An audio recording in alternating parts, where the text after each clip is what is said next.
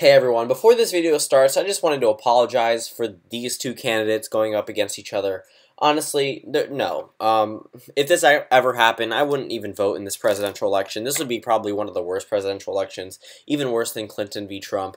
I just want to apologize. I thought this would be a fun idea, but I already fixed the page up and everything with Paul Ryan's name and Nancy Pelosi's name, so I decided to go through with it. But other than that, I really hope this election never comes to be, but we'll just get started. Going into the respective home states, Wisconsin would go to Paul Ryan and California would go to Nancy Pelosi. Nancy Pelosi is not one to appeal to Rust Belt voters, whereas Paul Ryan is not one to appeal to minorities, so they both have things that would definitely hurt them in the long run.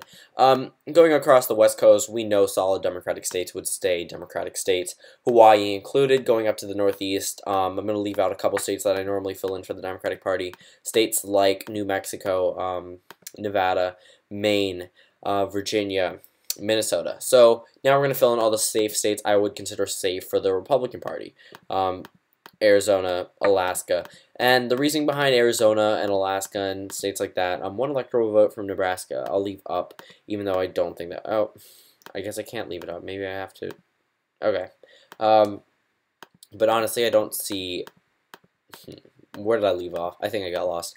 But yeah, oh, the reason why I left states like Arizona and Georgia in the safe Republican column is because I do not see someone like Nancy Pelosi appealing to the minority voters here enough to actually win. And Paul Ryan, although he does turn them off, it's not going to be enough to get a Democratic victory in a traditional Democratic state. So yeah, so these are the essential toss-up states. 156 electoral votes for toss-up. Paul Ryan currently has a lead with 200 electoral votes by carrying his home state. His approval rating is not so high in his home state, and neither is Nancy Pelosi's. Then we're gonna make some more history-based, obvious calls. New Mexico would likely stay with Nancy Pelosi, along with the fact that she has the Western Coast appeal. Nevada would probably stay, but a state like Iowa and Ohio, those would probably stay in the Republican column, considering how much they voted for Donald Trump in 2016. Same case in the state of North Carolina. This went for Mitt Romney, Paul Ryan's top of the ticket in 2012, even against Barack Obama's almost stunning victory against Mitt Romney. And then we go up to the Northeast, where New Hampshire, Medicare, healthcare, a big issue here. Right now, Barack Obama's Obamacare is a little bit more popular. Nancy Pelosi was speaker at the time when that passed, so I guess that definitely could help her. Going up to a state like Maine, I think one of their electoral votes would go to Paul Ryan, but I think the other one from Nebraska would stay in the Republican column, ultimately making it 241 for Paul Ryan to 200 for Nancy Pelosi.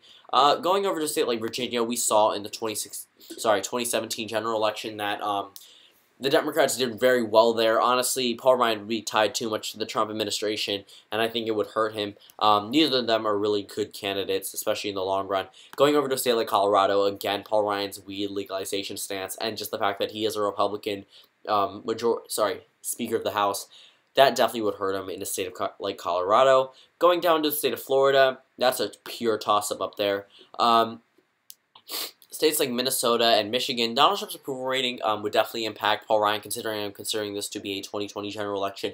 After everything that they've seen, the Republican Party and the Democrats and the Republicans and people in the Rust Belt have seen with Trump, I think a state like Michigan would go to Nancy Pelosi.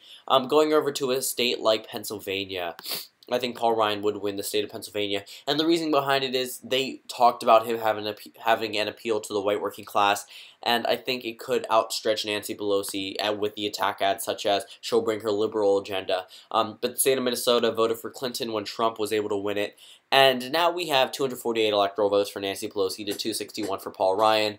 Although Paul Ryan is from the Rust Belt, I don't think he would win a state like Michigan, especially with the Trump fatigue, and Minnesota. Then we go down to the state of Florida. I think Paul Ryan's pure turning off of Medicare voters, essentially senior citizens, and a lot of Hispanic, a lot of minority voters in general, they would definitely be turned off by Paul Ryan. So this is the final electoral map. Again, I apologize for these two candidates. It's just a showdown that should never come to be. So 277 electoral votes for Nancy Pelosi to 261 for Paul Ryan. Thank you guys for watching this video, and I'll see you all tomorrow.